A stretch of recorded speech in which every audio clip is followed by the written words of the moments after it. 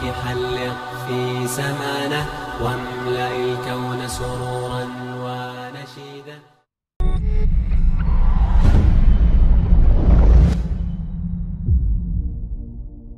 Для чего мы здесь? И куда идем? Это как проснуться на телешоу и участвовать в нем. Не задавая лишних вопросов, ты лишь выполняешь правила, стараясь нажить побольше денег, чтобы нужда копейки считать не заставила. Все, чему учит телевизор, для тебя как эталон. Одежда, прически. Зачем вообще думать? Просто делай так, как говорит он. Все трудности и невзгоды алкоголь решает легко. Если мысли и рой не дают заснуть, включи погромче радио.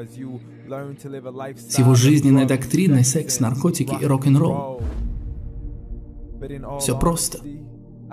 Но знаешь, я бы хотел задать тебе вопрос. Неужели все заключается в том, чтобы ты просто рос, взрослеть, старея, жить и умирать, оставляя после себя счастливый дом и кучу барахла, которая достанется кому-то другому? Я хочу сейчас разобраться, пока не закрылась дверь моего последнего дома, оставить свою душу на кон. Это слишком большой риск. Ведь уже совсем близко ответы на простые вопросы, которые мы ищем, вроде того, что мы тут делаем и какова цель нашего тут пребывания. Как мы здесь оказались? И кто творец настолько совершенного создания? Что случится, когда нам придется с этим миром расстаться? И стоил ли он того, чтобы гоняться за ним? Вопросы, которыми люди не хотят задаваться просто потому, что это не нужно им. Неужели в жизни нет смысла, а существование лишь материально? Если вы реально верите в это, тогда позвольте спросить, вы создали сами себя или все же есть тот, кто позволил вам жить?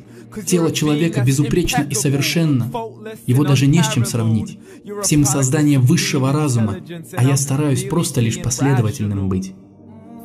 Нет на Земле камеры, способной сравниться с человеческим глазом, и такого компьютера, который можно с мозгом сравнить. Ни разу. Даже собравшись всем миром, мы не сможем и муху создать. Ты видишь все эти знамения, но продолжаешь их отрицать. О том, что все произошло из ничего, наука доказать стремится. Это так глупо, ведь 0 плюс 0 плюс 0 никогда не даст единицу. Так откуда же этот совершенный порядок взялся? Ведь у всего есть свой источник, автор, творец. Держи нить. Даже то, что ты смотришь, это говорит о том, что кто-то нажал «загрузить».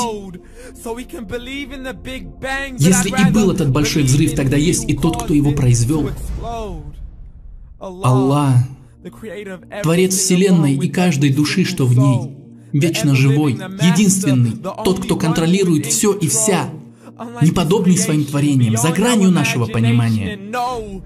Он не человек, нет у него сотоварищей и недостатков всяких. Самодостаточный, и не оставил он нас одних.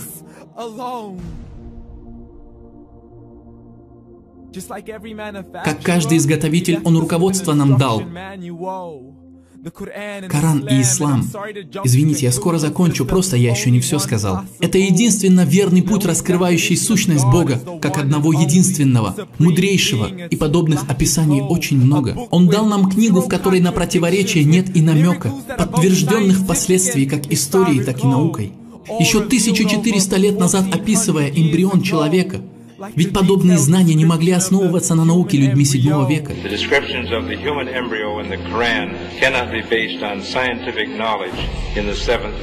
От сравнения гор с колышками, удерживающими Землю от смещения, до истории о 2 морях, не смешивающихся в абсолютно разных течениях, описание планет и их орбитального вращения, смены ночи и дня, объемов Вселенной увеличения, а также то, что все было создано из воды, истории о фараоне и о том, какие были народы, рассказ о нижайшей точке мира, в которой Рим перед персами пал ниц, о том, что жидкость, из которой мы созданы, берет начало между ребрами и поясницей, при том, что ни слова, ни букву не исказили в Коране. Что я хочу сказать? Просто спросить, как человек 14 веков назад мог все это знать. Тот, который не умел даже читать и писать. Он передал слово в слово то, что принес ангел от Господа миров. Вы все еще не верите? Но ведь истина так близко, и прикоснуться к ней можно без всякого риска.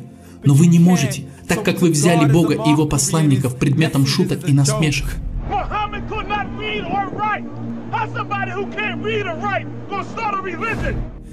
Приняв его писание за сборник сказок небрежно, вы проживаете жизни в грехах и бездумных надеждах, пытаясь эту жизнь представить как наш последний дом. А значит, нужно по полной кутить, раз уж один раз живем. От себя же замечу, что каждый год мы видим ковер из листьев опавших. Но стоит выпасть весной дождям, как они снова радуют взгляды смотрящих. А значит, гораздо легче, чем щелкнуть пальцами для Бога, вернуть тебя к жизни снова. Такого, каким ты был прежде, в точности, вплоть до отпечатков рук и ног. Ведь повторить снова легче то, что однажды смог. Мы под пристальным взором Всевышнего ночью и днем. Раб непременно будет испытан богатством, здоровьем, тем, что вокруг, и тем, что в нем. Так что поверьте, мы непременно воскреснем, чтобы потом вернуться с грузом деяний к Всевышнему за расчетом. Разлетятся книги с делами, и Он прикажет: читай.